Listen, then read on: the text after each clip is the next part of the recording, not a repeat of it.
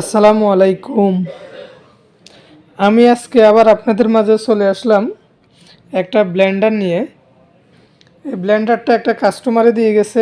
ব্লেন্ডারটা সমস্যা হচ্ছে, ব্লেন্ডারটা নিজের ইচ্ছা হলে চলে, নিজের ইচ্ছা হলে চলে না। মানে তার মন চাইলে চলবে, মন চাইলে চলবে না, ঠিক আছে?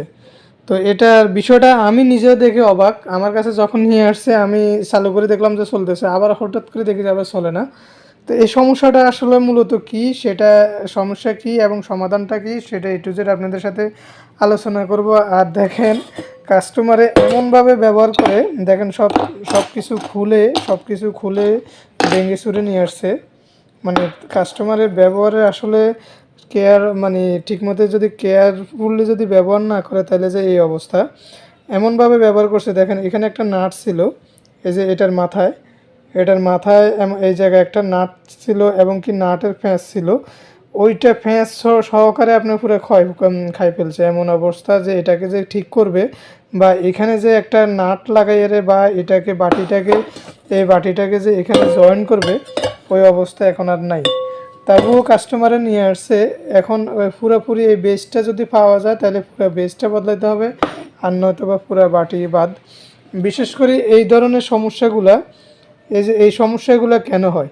এমন কিছু কাস্টমার আছে মানে খামখেয়ালি ব্যবহার করে। মানে ব্যবহার বলতে কি, যে কোনো জিনিস ব্যবহার করার পরে সেটা ভালো করে পরিষ্কার করে মুছে তারপর দিয়ে রেখে দিলে, সেটা যত্ন সহকারে রাখলে সেটা লং টাইম আপনি ইউজ করতে পারবেন, সেটা নষ্ট হবে না।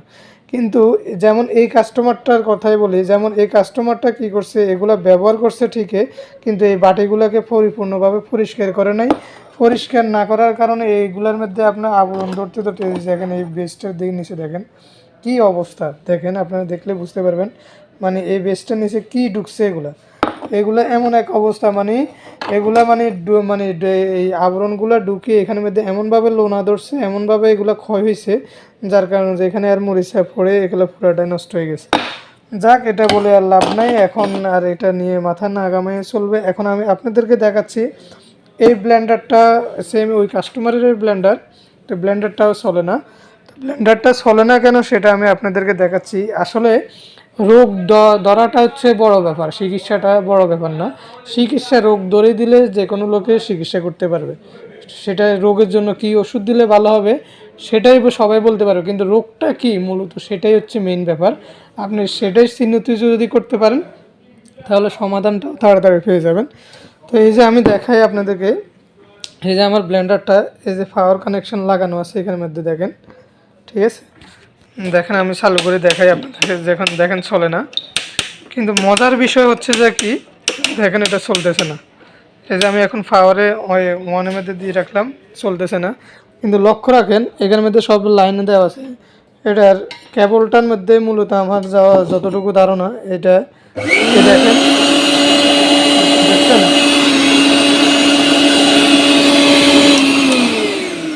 এটার মূলত সমস্যাটা হচ্ছে, আমি যতটুকু বুঝলাম এটার সমস্যাটা হচ্ছে কেবলের মধ্যে। কারণ আপনি যখন কেবলটা এদিক সেদিক আপনি লাড়াছাড়া করলে তখন যায় কেবলে কানেকশান পায়, কানেকশান পাইলে তখন যায় মানে আপনার চলে। মানে এটা তারের ভিতরে যে কোনোভাবে একটা কেবল হয়তো মানে ওভারহিট হয়ে এটা মানে পড়ে গেছে। তো বিশেষ করে তারের ভিতরে এই সমস্যাটা কেন হয়, এটা বিশেষ করে যখন আপনার ব্লেন্ডারটা ইউজ করে লং টাইম যদি আপনি চালু করে রেখে দেন, একটা ব্লেন্ডারের ওয়াট হচ্ছে 650, 850, 1000, এক একটা মডেল এক এক রকমের অর্ডার হয়।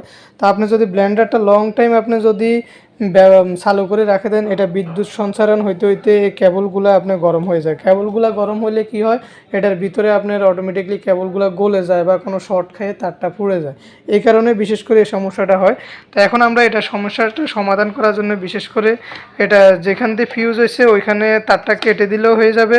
আর নয়বা মেইন ভিতর থেকে আমরা পুরো তারটাকে যদি চেঞ্জ করে কেবলটা ওকে করে দিই তাহলে আমার আশা করি কাজটা হয়ে যাবে।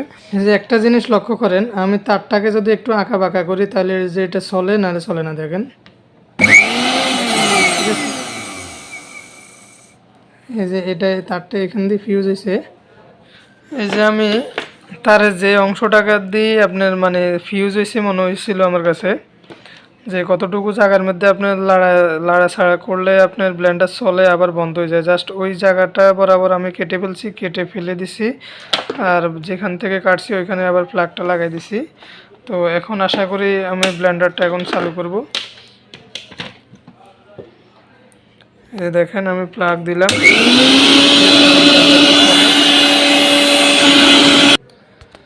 আমি ব্লেন্ডারটা কেবলটা পুরোপুরি কমপ্লিট করার পরে ব্লেন্ডারটা এখন পারফেক্টলি চলতেছে, আশা করি তেমন কোনো সমস্যা নেই। তারপরেও আমি আবার ব্লেন্ডারটাকে খুললাম, খুলে পুনরায় আবার মিটার দিয়ে কেবলটাকে মাপি দেখলাম এটা পারফেক্টলি ওকে হয়েছে, কোনো সমস্যা নেই।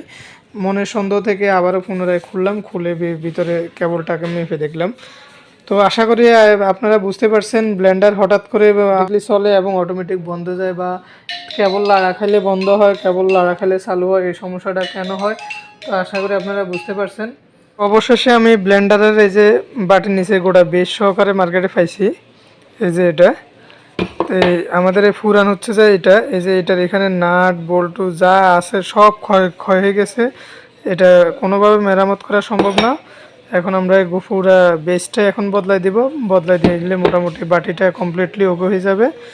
ঠিক আছে, তো এটা আমরা পুনরায় সব কিছু চেঞ্জ করে এটা ওকে করতে পারবো, ইনশাল্লাহ। আর ব্লেন্ডারটাও আমাদের কমপ্লিট হয়ে গেছে।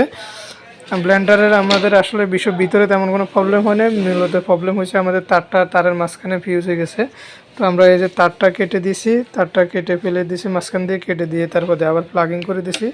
ব্লেন্ডারটা ওকে হয়ে গেছে, আমাদের বাটির কাজটাও মোটামুটি শেষ পর্যায়ে। জাস্ট আমরা এখানে নাটগুলো খুলবো, খুলে এটা জায়গা মতো পজিশন মতো বসাই, আবার ব্লেডগুলো বসাই আমরা ফিটিং করে দেব।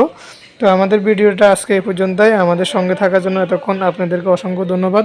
ভিডিওটা ভালো লাগলে অবশ্যই একটা লাইক করবেন এবং শেয়ার করে দিবেন। আর যারা এখন পর্যন্ত চ্যানেলটা সাবস্ক্রাইব করেনি অবশ্যই চ্যানেলটা সাবস্ক্রাইব করে দিবেন, এবং এরকম নিত্য নতুন ভিডিও পাওয়ার জন্য অবশ্যই নোটিফিকেশনটা অন করে রাখবেন। আসসালামু আলাইকুম।